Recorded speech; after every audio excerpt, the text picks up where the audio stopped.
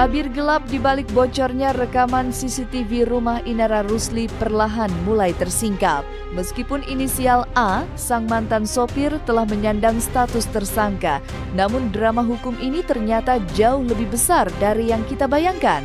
Kini, fokus penyidikan mendadak bergeser pada kemunculan sosok misterius yang disebut sebagai saksi mahkota berinisial D. Kehadirannya bukan sekedar pelengkap, melainkan kunci utama yang memegang rahasia aliran data pribadi sang artis ke pihak luar. Fakta mengejutkan pun terungkap. Saksi D ini diduga kuat sudah pernah bertemu langsung dengan Wardati Namawa. Pertemuan tersebut kini memicu tanya besar. Benarkah ada konspirasi rapi yang sengaja dirancang untuk menjatuhkan Inara? Ataukah justru pihak Mawa sendiri yang terjebak dalam skema ilegal ini? Dengan ancaman pidana ilegal akses yang mencapai 15 tahun penjara, Inara Rusli kini menuntut keadilan total.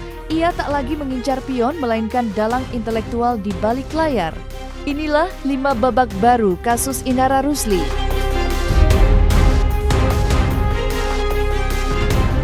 Satu nama resmi jatuh, namun perlawanan Inara Rusli baru saja dimulai.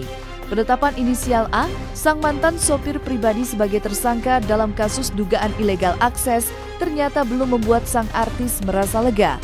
Bagi Inara, inisial A hanyalah kepingan kecil dari sebuah puzzle konspirasi yang jauh lebih besar. Ia secara tegas menolak jika hukum hanya berhenti pada sang eksekutor lapangan. Inara meyakini ada sosok aktor intelektual yang bekerja di balik layar, pihak yang memerintah, yang menggerakkan, dan yang memetik keuntungan dari bocornya rekaman CCTV pribadinya. Terkait laporan di Mabes Polri ini kan kita sudah mengantongi ya, inisial A sebagai tersangka dalam dugaan tindak pidana illegal access atau pencurian CCTV di rumah Inara Rusli. Nah, kami jujur ya, kalau hanya inisial A yang ditetapkan sebagai tersangka, kami sangat keberatan. Ya, di mana kepastian hukum, di mana keadilan bagi korban?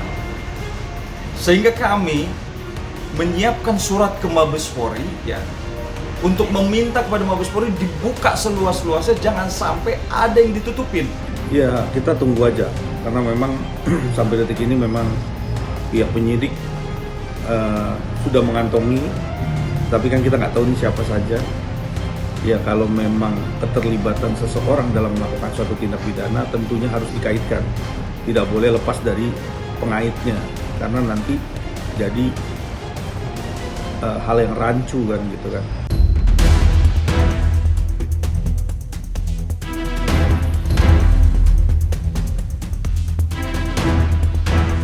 Inara mencium aroma konspirasi yang begitu kuat. Ia yakin ada tangan-tangan yang tak terlihat yang memerintah dan mengatur aliran data ilegal tersebut. Tak ingin sekedar berasumsi, Inara secara resmi mendesak pihak kepolisian untuk melakukan tindakan ekstrim, audit digital forensik terhadap ponsel seluruh pihak yang terlibat. Inara ingin memastikan bahwa bukti-bukti di balik layar ini terbongkar secara transparan tanpa ada yang ditutup-tutupi. Akankah isi pesan dan riwayat telepon dari ponsel-ponsel tersebut mengungkap sosok aktor intelektual yang selama ini bersembunyi, atau justru akan muncul fakta baru yang membalikkan keadaan? Inisial-inisial yang patut diduga terlibat dalam tindak pidana illegal access ini kan ada beberapa inisial yang saya sampaikan. Ada inisial A, ada inisial S, ada inisial M, ada inisial V, ada inisial Y, ya kan? Ada inisial istrinya A. Ini kita minta dibuka, ya, handphonenya dibuka biar lebih clear, biar lebih terang benderang. Siapa orang-orang yang terlibat gitu loh. Klien saya aja, Mbak Viola, dibuka handphonenya. Mbak Yuni sebagai ART-nya Mbak Inara dibuka handphonenya.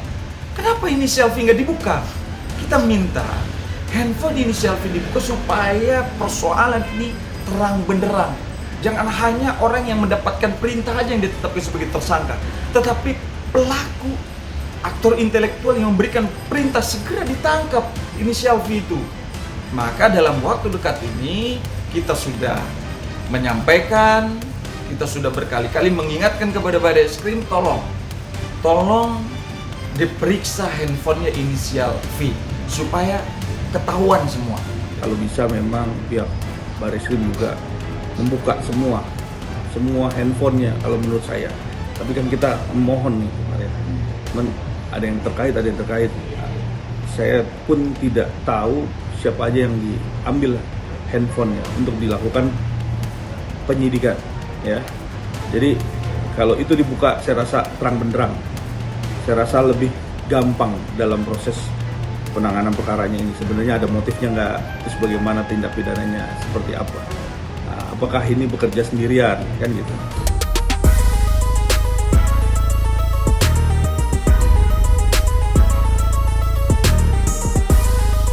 Di tengah riuhnya penetapan sang mantan sopir sebagai tersangka, kini muncul sebuah nama baru yang disebut-sebut sebagai pemegang kunci kebenaran, saksi mahkota berinisial D. Bukan sekedar saksi biasa, kehadiran sosok D ini membawa kejutan besar dalam alur penyidikan. Sebuah fakta mencengangkan terendus ke permukaan.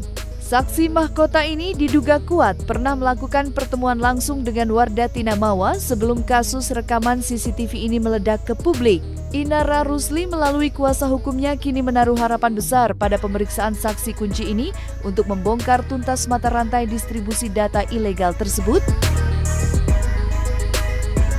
Kami sudah menyiapkan saksi mahkota, kita udah layangkan juga suratnya ke Barreskrim, ya, bahwa minta tolong saksi mahkota yang mengetahui siapa aktor intelektual pencurian CCTV atau illegal access di rumah Inara Rusli.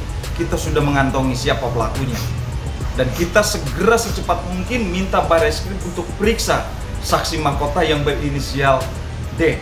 Ya, kita sudah menyampaikan, kemarin saya sudah ketemu dengan kanitnya, jadi untuk betul-betul dibuka secara terang benderang, ya kan, jangan sampai ada sesuatu hal apapun yang ditutup-tutupin atau mungkin belum kebuka semuanya. Makanya kita, salah satunya adalah kita siap menghadirkan saksi mahkota yang tahu betul, sehingga nanti tidak ada alasan lagi bagi Barreskrim Mabes Polri untuk tidak menetapkan orang itu sebagai tersangka selain inisial A, gitu loh. Karena apa?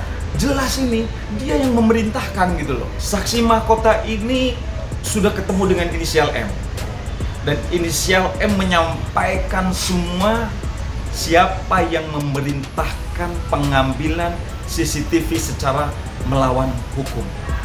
Itu semua sudah clear, kita sudah mengantongi, kita punya videonya, kita punya rekamannya. Itu nanti akan kita hadirkan, akan kita sampaikan ya kepada Mabes Polri, supaya Mabes Polri untuk lebih mengkaji lagi. Jadi tidak hanya satu orang yang ditetapkan sebagai tersangka dalam dugaan tindak pidana illegal access ini.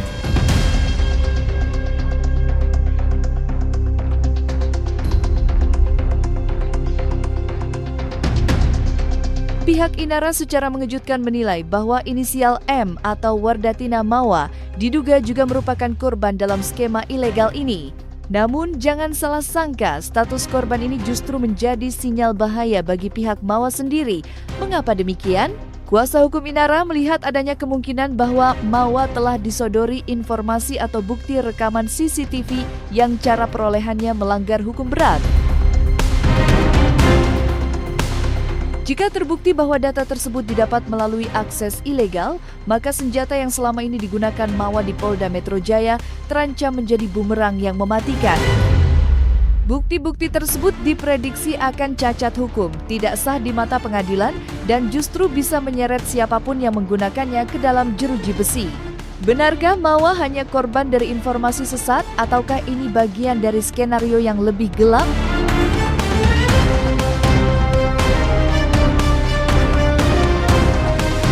M sendiri sebetulnya ini ada indikasi patut diduga juga dia menjadi bagian daripada korban, gitu loh.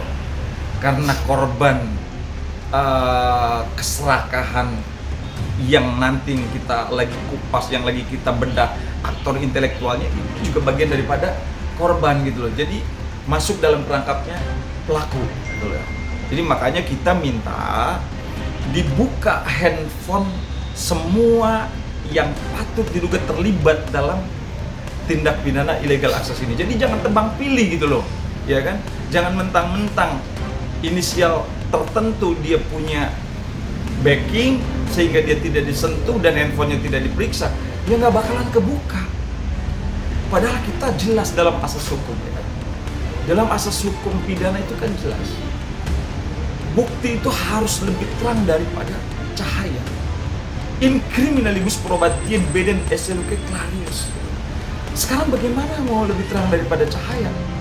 Kalau petunjuk-petunjuknya sendiri itu tidak dibuka secara terang benderang. Handphone ini kan petunjuk yang utama. Pasti ada komunikasi mereka sebelum akhirnya terjadi tindak pidana yang bertentangan dengan illegal access ini gitu loh. Nah artinya ada petunjuk-petunjuk. Nah kalau nggak dibuka jadi nggak tahu gitu loh. Tapi kalau dibuka, saya yakin penyidik kalau buka handphone semua saksi-saksi yang patut diduga ada dalam lingkaran itu, ini akan kebuka lebih terang benderang dan hak hukum korban bisa didapat secara adil. Insanul tuh merasa memang saat ini memang dia nih melihat ya ada hal-hal yang mungkin ya kita rasa masih mungkin ya, karena ini kan praduga tak bersalah, mungkin juga dari pihak Mawa yang juga kondisinya sangat tertekan.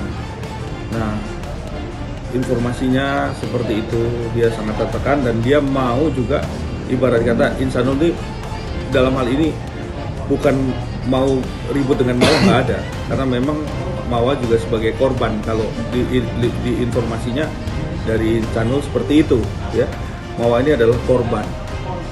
Jadi kalau dilihat di sini Mawa ini adalah korban, ya tandanya mungkin ada tekanan kan gitu. Mungkin ya, tapi kita lihat aja sambil berjalan nanti. Semoga aja prosesnya antara Insanul dengan Mawa juga bisa bagus dan bisa berdamai baik ya. Kita doakan aja, karena prinsipnya mereka berdua itu juga sebenarnya baik-baik aja kan. Jadi kita lihat seperti apa nanti ke depan, semoga semua juga bisa berjalan lancar ya, baik itu proses hukum di Bareskrim maupun di Polda Metro, dan juga proses rumah tangganya Insanul dengan Mawa. Semoga ada jalan keluar yang terbaik.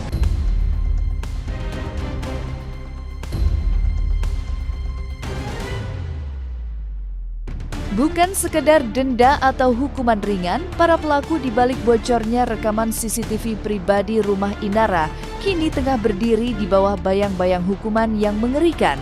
Berdasarkan undang-undang yang berlaku, ancaman pidana maksimal 15 tahun penjara kini tengah menanti siapapun yang terbukti terlibat. Akankah ancaman hukuman berat ini mampu mengungkap siapa sebenarnya yang paling bertanggung jawab atas peretasan privasi ini?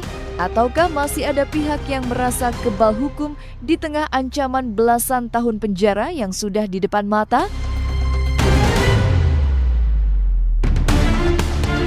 Oh jelas, ini sanksi pidananya kan ya, pasal 32 Undang-Undang ITE ayat 1, ayat 2, ayat 3. Apalagi dia misalkan mentransmisikan, kemudian dia merubah, ya kan, menambah dan disebarkan, ya kan, melalui media sosial. Ini sanksi pidananya nggak main-main.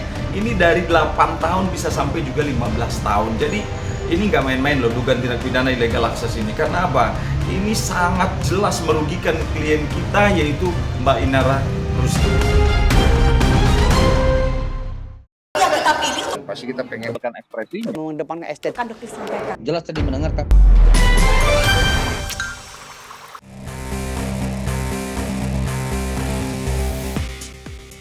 Dan jangan lupa untuk like, subscribe dan juga share channel YouTube Cumi Cumi.